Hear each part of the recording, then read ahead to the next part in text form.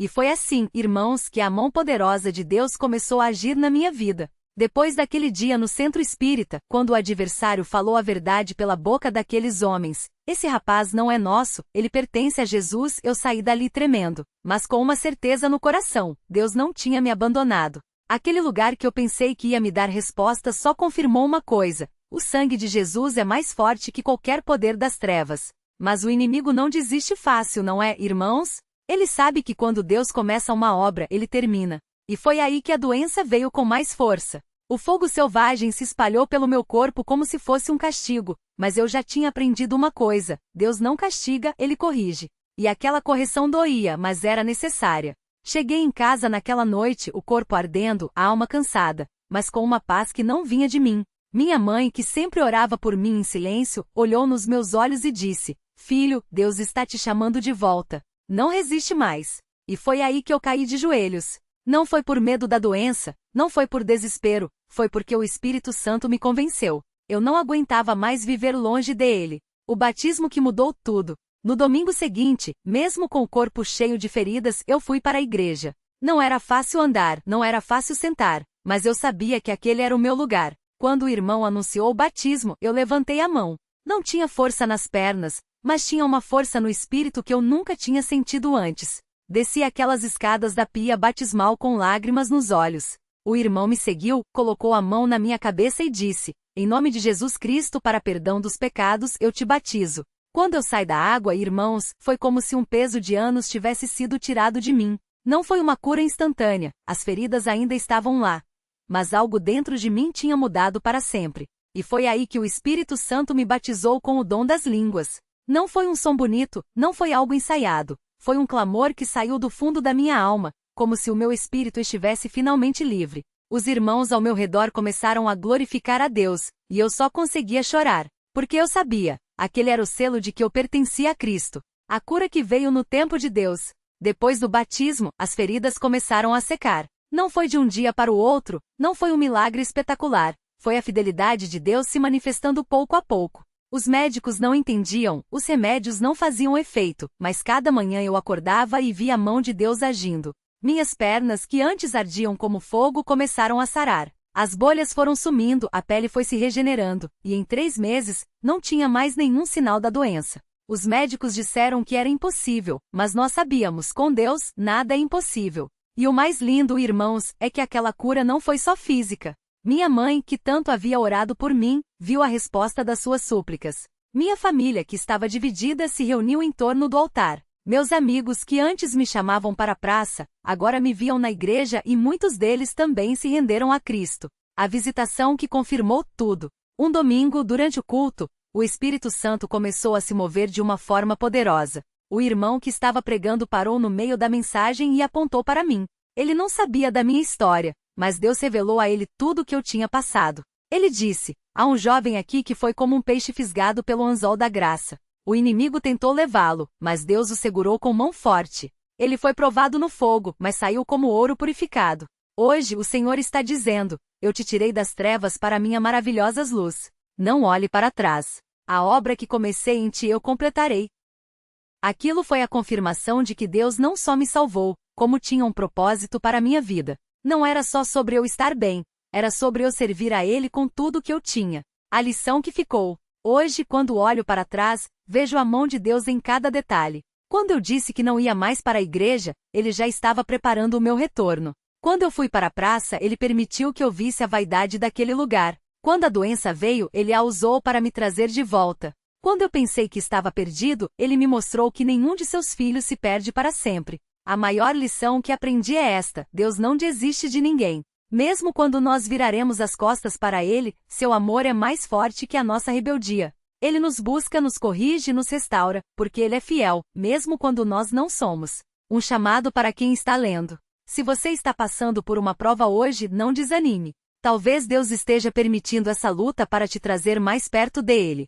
Talvez Ele esteja te purificando, te preparando para algo maior. Não olhe para as circunstâncias. Olhe para aquele que tem o poder de mudar tudo. E se você, como eu, já se afastou, saiba que a porta da igreja ainda está aberta. Os braços de Deus ainda estão estendidos. O anzol da graça ainda está te esperando. Volte. Enquanto há tempo, volte. Porque a obra que Deus começa, Ele termina. E no final, a vitória é nossa em Cristo Jesus. Glória ao nome santo do Senhor. Pessoa levantando as duas mãos em comemoração com tom de pele médio claro. O retorno e a restauração, um testemunho de fé vitoriosa. A decisão de voltar. Foi numa quarta-feira à noite, depois de meses longe da igreja, que algo dentro de mim começou a quebrar. Não era só a dor física, o fogo selvagem já tinha me deixado com o corpo cheio de feridas, e os médicos diziam que não tinha cura. Mas era uma dor mais profunda, uma saudade de Deus que eu não conseguia explicar. Eu lembro que estava deitado na cama, sem forças nem para me levantar, quando uma voz dentro de mim falou: "Você não aguenta mais isso sozinho." Não era uma voz audível, mas era Deus falando no meu coração. E naquela hora eu soube, ou eu voltava para a igreja, ou eu ia perder tudo, a saúde, a família, a vida. Mas o orgulho ainda lutava. E se os irmãos me julgarem? E se ninguém me receber? O adversário não desiste fácil. Ele sabe que quando um filho de Deus decide voltar, o inferno treme. Foi então que me lembrei das palavras da minha mãe: "Meu filho, Deus não olha para o teu passado. Ele olha para o teu coração." E foi isso que me deu força. A primeira visita à igreja depois do afastamento. Naquele domingo de manhã, com o corpo ainda cheio de feridas e a alma ferida pela culpa, eu entrei na igreja. Não foi fácil. Cada passo doía, não só por causa da doença, mas por causa da vergonha. Mas assim que pisei no salão, algo mudou. Os irmãos não me olharam com desprezo. Não me apontaram o dedo. Ninguém me julgou. Pelo contrário, muitos vieram me abraçar, chorando, dizendo: "Glória a Deus. Você voltou." E foi ali, entre aqueles irmãos, que eu entendi: a igreja não é um lugar para perfeitos, é um lugar para pecadores que precisam de Deus. O batismo, a lavagem da alma e do corpo. Depois de algumas semanas congregando, sentindo a presença de Deus me fortalecendo, eu tomei uma decisão: precisava ser batizado. Não foi um batismo qualquer, foi um ato de entrega total. Quando o irmão me batizou em nome de Jesus Cristo para perdão dos pecados, eu senti como se todas as cadeias que me prendiam, a rebeldia, a doença, a vergonha, estivessem se quebrando. E algo sobrenatural aconteceu. As feridas começaram a secar. A dor foi diminuindo. A paz que eu não sentia há anos voltou. Não foi instantâneo. Não foi mágico. Foi Deus trabalhando no seu tempo, provando que Ele é fiel. A cura progressiva, um milagre que não deu para esconder. Os médicos não tinham explicação. Eles disseram que o fogo selvagem não tinha cura, que eu ia carregar aquelas marcas pelo resto da vida. Mas Deus é maior que qualquer diagnóstico. Primeiro, as bolhas pararam de aparecer. Depois, as feridas começaram a fechar. Por fim, a pele voltou ao normal. Hoje, se você me vir, não vai ver nenhuma cicatriz. Deus não só curou, como apagou toda evidência da doença. E isso não foi coincidência. Foi resposta de oração. Foi fidelidade de Deus. Foi prova de que, quando a gente volta para Ele, Ele restaura tudo. A família restaurada, um milagre maior que a cura física. Mas o maior milagre não foi a minha cura. Foi a restauração da minha família. Minha mãe, que tanto orou por mim, viu o filho que ela pensava ter perdido de volta nos caminhos do Senhor. Meu pai, que sempre foi um homem de fé, mas que tinha ficado abalado com o meu afastamento, recuperou a alegria. E eu, que tinha sido um filho rebelde, me tornei um servo de Deus. Hoje, quando olho para trás, vejo que Deus usou até a minha desobediência para mostrar o seu poder. Ele me deixou ver a vaidade do mundo para que eu valorizasse a igreja. Ele permitiu a doença para que eu buscasse a cura nele. Ele me corrigiu com amor, não com ira. Uma palavra para quem está lendo. Se você está passando por uma luta hoje, não desista. Se você se afastou, volte. Se você está doente, creia. Se você acha que não tem mais jeito, saiba que Deus faz o impossível. Ele não desiste de você. Nunca. E quando você decidir entregar tudo nas mãos dele, você vai ver que as feridas saram. As dores passam. A vitória vem. Porque Deus é fiel. E o que Ele começa, Ele termina. Glória ao nome santo do Senhor. Pessoa levantando as duas mãos em comemoração com tom de pele médio claro. Hashtag fique firme. Hashtag Deus não desiste de você. Hashtag Albraserá concluída. O peso da responsabilidade. Quando Deus confia o que era perdido. Depois que fui batizado, algo mudou dentro de mim. Não foi só a alegria de estar livre da doença ou de ter voltado para a igreja. Foi uma consciência pesada, não de culpa, mas de responsabilidade. Lembro que poucos dias após o meu batismo, um dos cooperadores mais antigos da igreja me chamou num canto, depois do culto. Ele era um homem de poucas palavras, mas quando falava, a gente sabia que era coisa séria. Filho, Deus te deu uma segunda chance. Mas segunda chance não é para brincar, é para trabalhar. Na hora eu não entendi direito. Achava que depois de tudo que tinha passado, agora era só aproveitar a bênção. Mas ele continuou. Você sabe quantos jovens saem por essa porta e não voltam mais? Quantos a gente ora, chora, jejuas e mesmo assim, ele fez uma pausa, olhou para o chão e depois fixou os olhos nos meus. Deus te trouxe de volta não só para você ser salvo. Foi para você trazer outros. Aquilo me marcou. Não era um sermão. Era um recado direto de Deus. A primeira provação, quando o adversário tenta de novo. Não demorou muito para o inimigo tentar me derrubar outra vez. Dessa vez, não foi com doença ou rebeldia.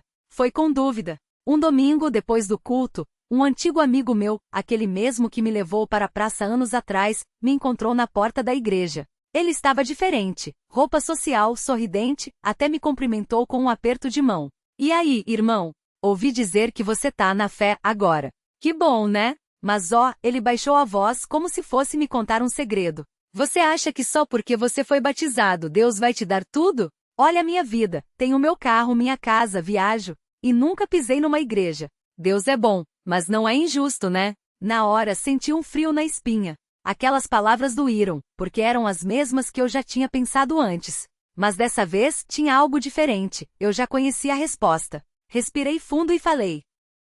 Eu já tive tudo isso que você tá falando. E olha onde me levou. Hoje eu tenho algo que dinheiro não compra. Paz. E uma coisa que você não tem, certeza de onde vou passar a eternidade.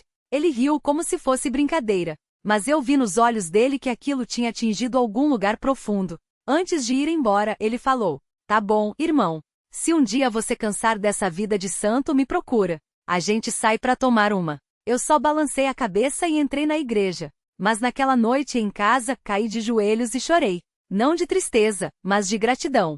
Porque Deus não só me tirou do lodo, Ele me deu palavras para ajudar outros a sair também. O dia em que Deus usou minha história. Alguns meses depois, a igreja organizou um culto especial para jovens. O cooperador que me havia falado antes me chamou e disse: Hoje você vai dar o seu testemunho. Eu quase recusei.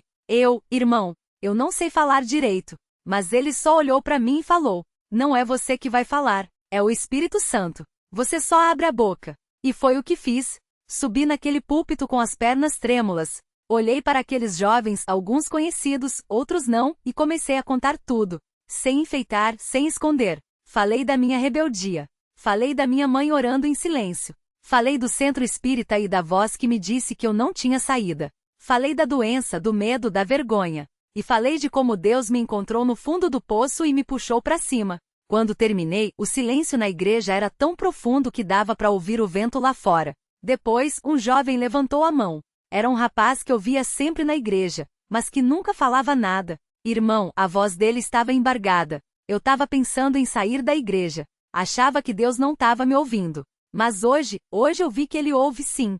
E ali, na frente de todo mundo, ele caiu de joelhos e começou a chorar. Outros jovens vieram. Alguns só queriam um abraço. Outros oração. E eu, que já tinha sido o pior exemplo, agora estava ali, sendo usado por Deus para trazer de volta quem estava se perdendo. A vitória que não acaba. Hoje, anos depois, quando olho para trás, vejo que Deus não só me curou, Ele me transformou num instrumento.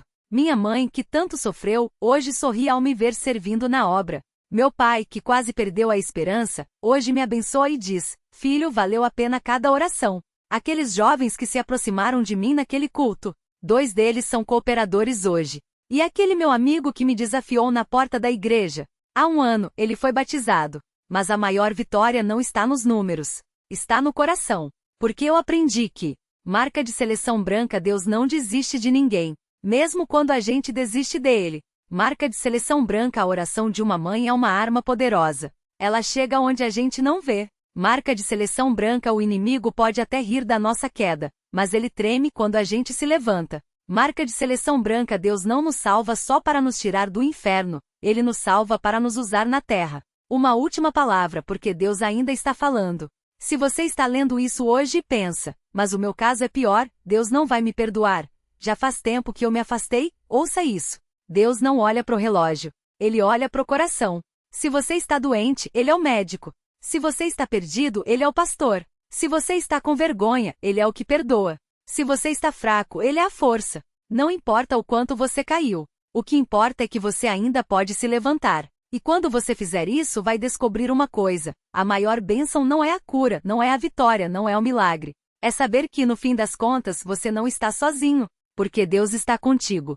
Sempre esteve. Sempre estará. Glória ao nome santo do Senhor. Pessoa levantando as duas mãos em comemoração com tom de pele médio claro. Hashtag Deus não desiste. Hashtag Albraserá concluída. Hashtag Fique firme. Hashtag Eleefel. O que aconteceu depois? A vida transformada e a fidelidade que persiste. Quando eu saí daquelas águas, não era mais o mesmo. Não era só a doença que tinha ido embora. Era como se uma cortina espessa tivesse sido rasgada dentro de mim. O peso da culpa, da rebeldia, daqueles anos perdidos na praça, no cinema, nas rodas de conversa que só levavam para baixo, tudo isso desapareceu no momento em que eu me entreguei. Mas não pense que foi fácil. Não foi. A luta pós-batismo. O adversário não desiste tão fácil. Nos primeiros dias depois do batismo, eu ainda sentia coceiras no corpo, como se o fogo selvagem quisesse voltar. Às vezes acordava de madrugada com um aperto no peito, como se alguém estivesse me sufocando. Minha mãe, que já tinha visto tanta coisa, só dizia: filho, é o inimigo tentando te assustar. Mas você já é de Jesus. Ele não pode te tocar. E era verdade. Uma noite sonhei que estava de volta naquela praça, rodeado daqueles mesmos amigos. Eles riam, me chamavam, diziam que eu era bobo por ter voltado para a igreja. Mas no sonho, eu vi uma mão. Não era uma mão humana. Era como se fosse feita de luz e segurar meu braço e me puxar para trás. Quando olhei para trás, vi uma porta aberta e do lado de dentro, uma mesa posta, como a ceia do Senhor. Acordei suando frio, mas com uma paz que não dá para explicar. No outro dia contei pro cooperador que me batizou, e ele só falou: isso não é sonho, irmão. É Deus te mostrando que você já tem lugar com Ele.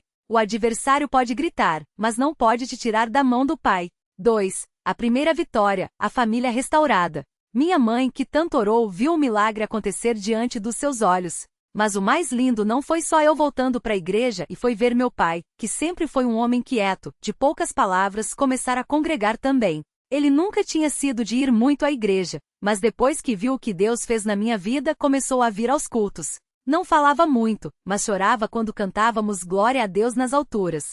Um dia, depois de um culto, ele me chamou num canto e disse: filho, eu não entendo tudo isso não.